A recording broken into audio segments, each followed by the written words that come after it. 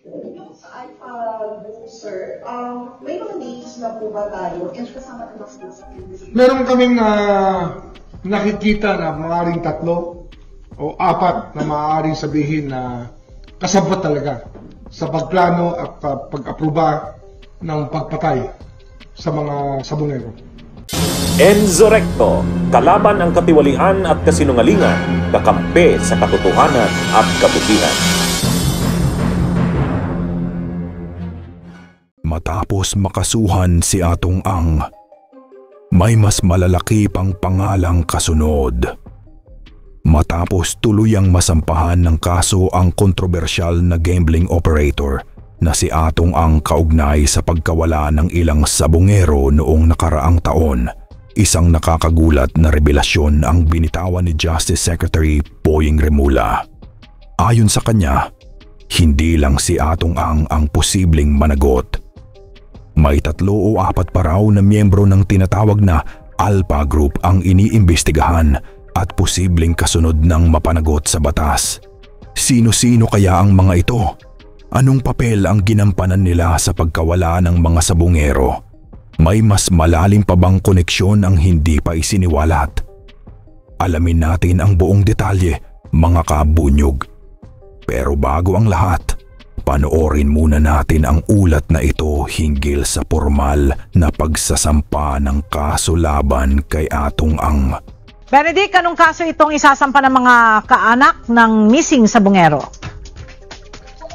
Magandang tanghali, Ella. Ayon nga kay Ryan Bautista, kapatid ng isa sa mga nawawalang sabungero, kasong murder at serious illegal detention ang isasampa nilang kaso laban sa negosyanteng si Atong Ang.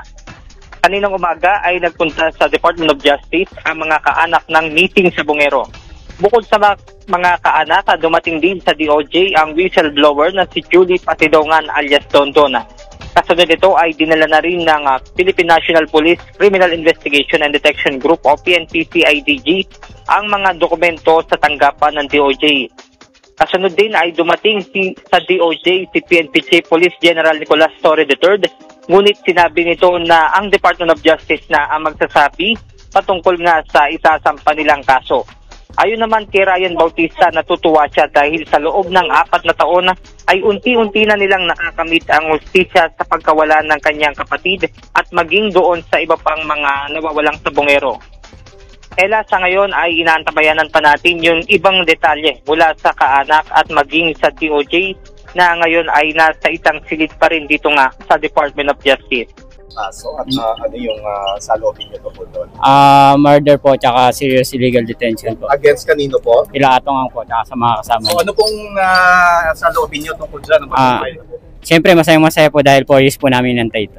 Ano pangalan nila, sir? Ryan Bautista po. Thank you, sir. Thank you, sir. Yan mga kabunyog, napanood at narinig natin ang naging ulat kaugnay sa formal na pagsasampa ng kaso laban kay Atong Ang.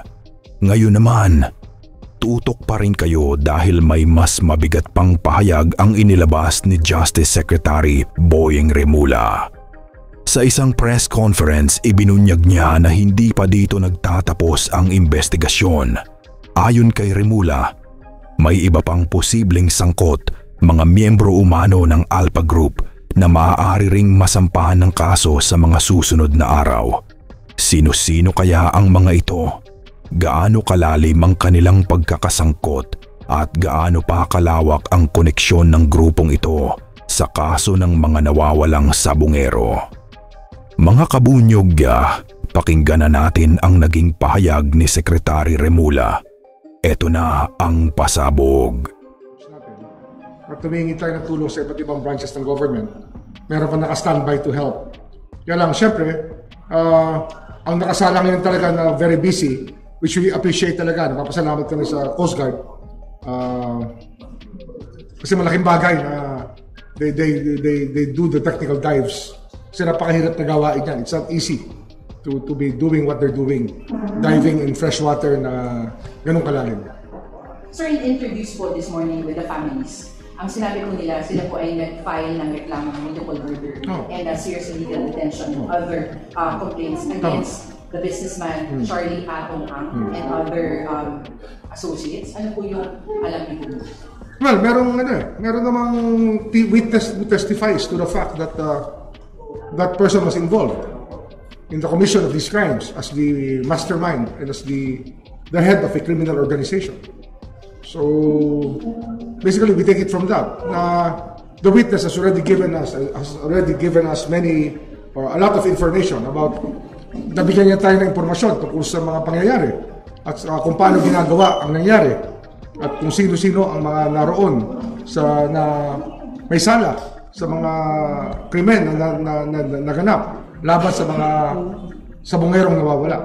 At mahalaga dito ay magkaroon to ng paglilitis pagdating ng panahon para naman magkaroon ng katahimikan ng lahat, ang isipin natin lahat mga Pilipino.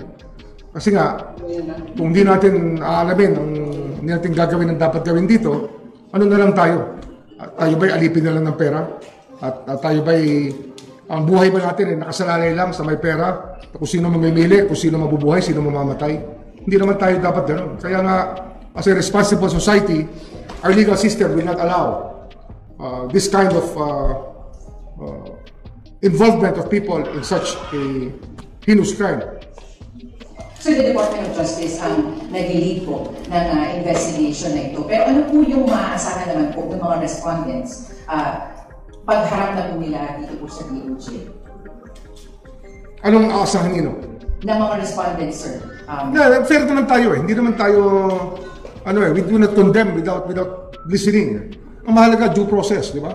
No person shall be deprived of life, liberty, or property without due process of law. Life, liberty, or property.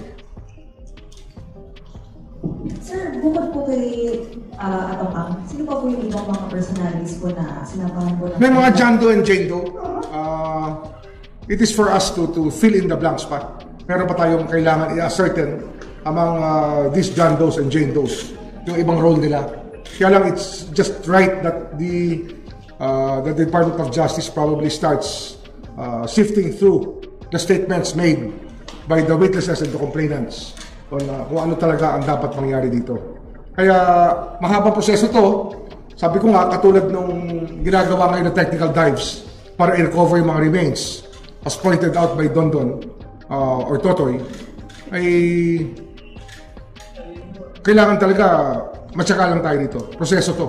So it will take a long time. Hindi to overnight. Kasi may mga tao gusto, may DNA test na ba? Meron na bang ganito? Meron na bang ganyan? Hindi po, mahabang proseso po ito. Tatsagain natin to hanggang matapos ito lahat. Pero sir, dito po sa complaint po ng nilalang mga pamilya, kasama na po dito yung pinagbasan na po yung affidavit po mismo ni Julie Dondon Patidongan. Siyempre, yan ang mabigat na statement talaga ng nakakaalam eh.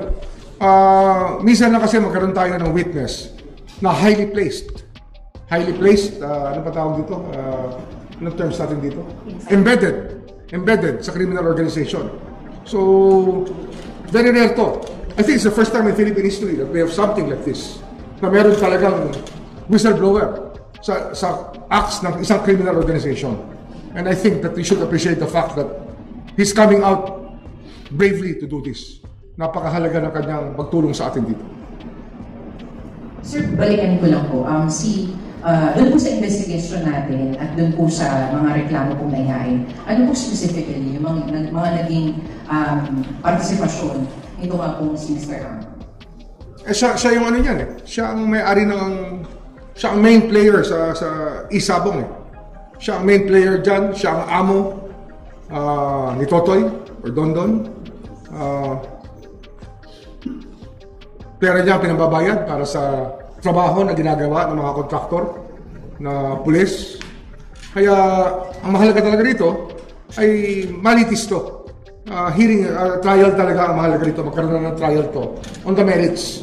Kasi nga, kahit sa kasaysayan ng ibang bansa, pag criminal organization, napakahirap po ipatunayan ang mga krimen na ginawa at ginanap. Lalo-lalo na pag pinag-uusapan natin yung number 1 sa organization. Kaya, ang mahalaga talaga ay we make the most of the testimony of Dondon. Sabi ko nga, madalang yung ganitong highly placed source, embedded, tsaka talagang malalim ang involvement na lumabas para sabihin ng lahat. Very rare ito. It's an opportunity ano dito the Philippine justice system is on trial here. Kaya kailangan dito talaga tibayan natin ang ating mga loob at hindi tayo magpapatinag. So ano man na pwede nilang gawing hamon dito. Kagaya niyan, maraming gustong guluhin na storya, maraming gustong ibahin ang narrative, pero hindi po malinaw na malinaw po yan sa Department of Justice ngayon. Kasi nga, the witness came forward on his own volition at kinausap natin na maayos at ang impormasyon niya ay talagang considered highly reliable. Pwedeng paniwalaan talaga ang kanyang mga sinasabi. Sir, Josh po from PNC. Sir, si Elaking Patilongan po yung kapatid ko doon. Siya po ba yung sinasabi niyo before na magiging bagong witness ng... Yes, siya yun. Dalawa yan. Yung isang kapatid, nandun din. Although may conviction na yung kapatid, kaya nga nagtatago sa batas dati yan. Si Elakim naman was given documents to travel by the principal. Ginamit sa pag-alis niya sa bansa. At ang reliability niya ng kanyang testimony is foolproof in many ways because his picture appears in the return of the cyber warrant granted by the court na sa isang ATM withdrawal na ATM ng isang missing sa Manila. Kaya ang tingin namin ay talagang reliable rin talaga. It also proves that Totoy or Dondon was saying the right thing. Totoo yung sinasabi niya. At ano yan, mas mabigat pa dyan, na-witness siya rin na pagpatay. Sir, sinabi po ng legal counsel. 10 tao yung na-witness siya patay. 10? Sir, na-witness hindi siya yung mismong gumawa? Ang tingin ko, witness siya. Pero, just the same. Alam mo yan, we want to get as much information as we can. At sabi ko nga, hindi madaling maglitis ng ganitong kaso. At kailangan talaga, likumin mo talaga yung ebidensyang pwede. At ito yung isang pagkakataon na talagang mabigat ang mga paratang kasi mabigat ang kwento ng taong naroon sa pagkaganap ng krimen. Ginaganap yung krimen sa harap niya. At marahil, kasama siya roon. Kasama siya. Pero yun ang ating nakuhang testigo, kaya talagang babasalamat din kami na merong nakikiisa sa ating gobyerno para sa bagay na ito. Sir, kasama na po ba yung statement ni Elakim Patilongan dun po sa reklamo kanina? Okay ba? Kasama. Hindi kasi ako kasama sa sa prosecution panel, hindi naman ako kasama dyan. Ang naging trabaho ko rito is to coordinate everything together with the PNP Chief Torre, who started this way back in March, I think. Parang March kami nagsimula dito. Kasama na rin po ba siya dun sa inireklamo? Siya at si Jose Patilongan? Kasama siguro siya. At statement nila yan. So, i-interpret yan. So, malamang kasama siguro. Sir, nagsabi po yung legal counsel ni Atang ang kahapon na Patilongan brothers daw po yung totoong mastermind sa reaction na po, sir. Natural for them to concoct their stories.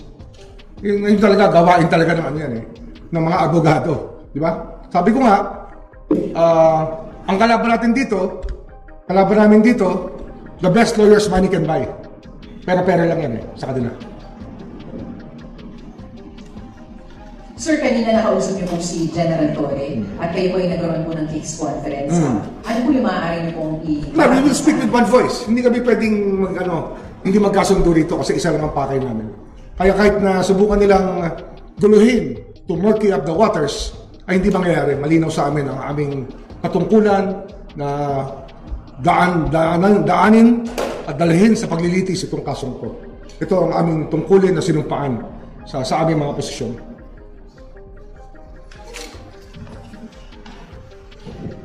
Sir, Mads po ng Net25. Sir, yung sinasabi mo ng PNP kahapon na wala na raw mga DNA yung sa mga... Wala yun. Sabi ko nga isa process Porque ba sa unang buto, wala ilang daang buto na ba nakukuha? Hindi pa It's premature to say anything of that nature. They will not talk again. Hindi na sila magsasalita tungkol dyan. Sir, advice po natin or message sa families. Baka kasi medyo na-discourage sila. Hindi, matagal ko na sinasabi sa mga pamilya to, hindi ko bibitawan itong kasong to. 3 years ago, ito na sinabi ko sa kanila. talagang dumating nung talagang pagkakataon na mahilog na ang lahat para litisin ang kasong to. Sarge, Grant po from Bombo Radio. Sarge, hindi na po na-update sa Japan na pag-coordinate po natin. Wala pa kaming word ulit. Nagkita lang kami ng ambassador ng State of the Nation at maganda naman na namin naging usapan. Kasama po ba dito yung paghingi natin ng tulong about sa DNA testing? Oo, pati yun. Kasi kailangan natin ng iba pang advanced techniques pa eh. Siyempre, ano naman tayo, minsan behind talaga tayo sa magandang techniques eh. So we're going through all the help that we can use all the help that will be given to us. Basta organisado, scientifico, at may maunawaan ng korte at maunawaan ng mga scientista ang mga sasabihin ng ating mga forensic technicians. Kung kinakailangan ipadala sa ibang bansa upang tingnan, padadala natin. Wala tayong titipilin dito. Napakahalaga ng kasong ko. Other topic, pasensya po. Sir, you will be joining the President in his state visit to India yes. Next week. Yes. Ano po yung magiging participation? Meron kaming agreement na pipirmahan with the Indian Minister of Justice tungkol sa transfer of sentenced persons. Ito rin yung ginawa namin sa Dubai at marahil ang Indonesia hindi na kailangang magpirmahan tungkol dito dahil nagkaroon na tayo ng magandang exchanges with Indonesia. Kung sinoli nila sa atin si Mary Jane Veloso, kung binigay sa atin si Mary Jane Veloso para dito na lang siya maipiit. At gayon din yung kanilang kooperasyon sa paghuli ni Alice Go.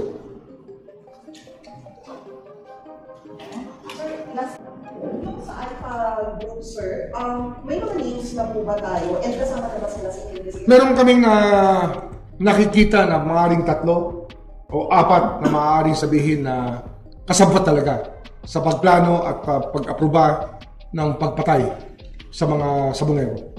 Meron kaming nakikita na maaari nating kaya lang, yan ay ebidensyang ating sinusuri natin ng gusto.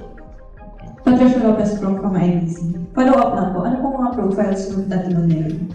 I don't know. Hindi ako may hawak na lahat eh. Pero andyan lang yan. It will come out eventually. Kasama rin ba dito si Gretchen Barreto dito sa panibago kong... Meron ba Jane Doe? Maybe if there's a Jane Doe, maybe she's the one. I don't know. Pero kasama yan sa pwede nating sabihin na persons of interest. Pwede natin sabihin. Wala ka na idadagdag. Wala na. Thank you. Bunyog! Bunyog! Halikan na kasama ka! Bunyog! Kapag buklod ay may pag-asa, Luzon, Visayas, Mindanao, isa ang pananaw. Sa bagong Pilipinas ang bunyog isisigaw. Bunyog!